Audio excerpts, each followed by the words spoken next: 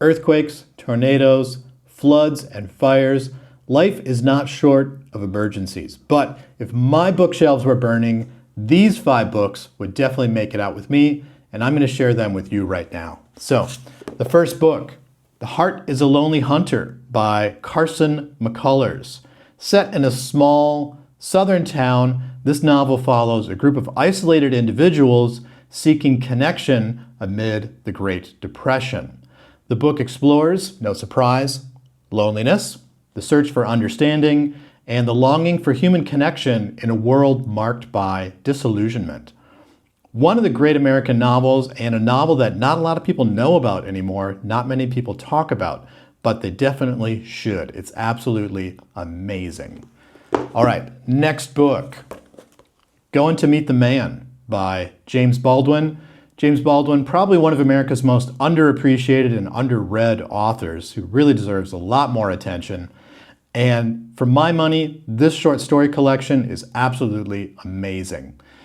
The title story follows a lynching, which is a bit horrific, very touching, very moving and profound. But I think the best story in it is Sonny's Blues, which is a story of 2 brothers who grow apart and they grow disillusioned with their own lives and then reunite. It's a really great book. It's just absolutely amazing writing. It touches on the impact of racism and the overall toll of oppression on people's lives. Definitely worth checking out. Next one, A Farewell to Arms by Ernest Hemingway. In my opinion, probably the best Hemingway that you could read. I know we can argue about that in the comments section below if you want, but for my money, it's the best Hemingway, and I have read almost all of Hemingway, at least all the Hemingway that was published while he was publishing while he was alive. This is the story of an American ambulance driver in World War I, and he's actually helping the Italian army.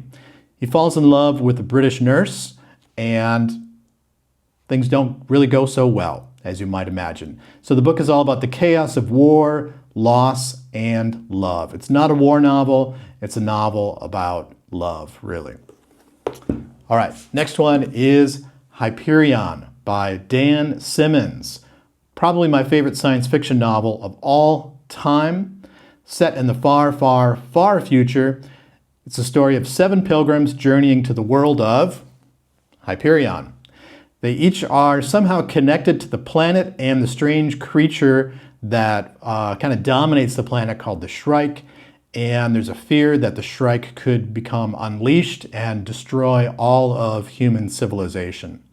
The book touches on themes of fate, of self-control, of identity, and of course, the nature of technology and power.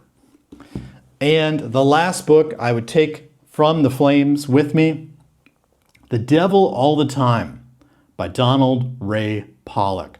Again, another really underappreciated, really unknown novel, but one that is really great and deserves a lot of attention.